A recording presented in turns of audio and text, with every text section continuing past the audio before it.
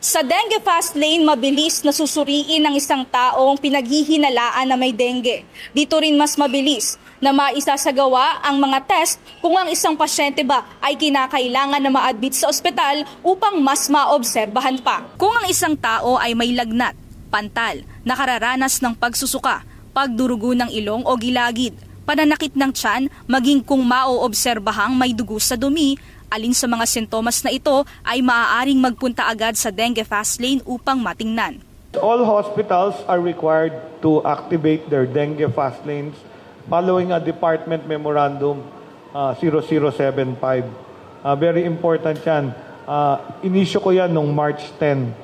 Ayon sa kalihim, sa kasalukuyan ay mayroon ng 384 dengue fast lanes sa buong bansa sa public at private hospital.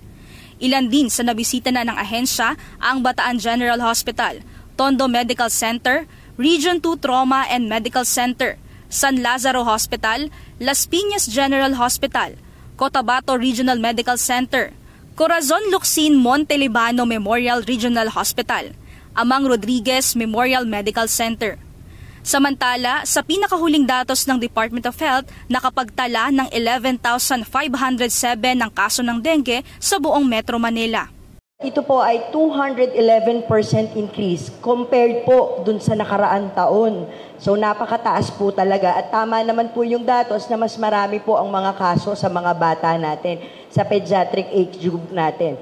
Dahil dito, pinaiigting na ng LGU ang mga activities na isinasagawa sa bawat lungsod upang mapababa na ito.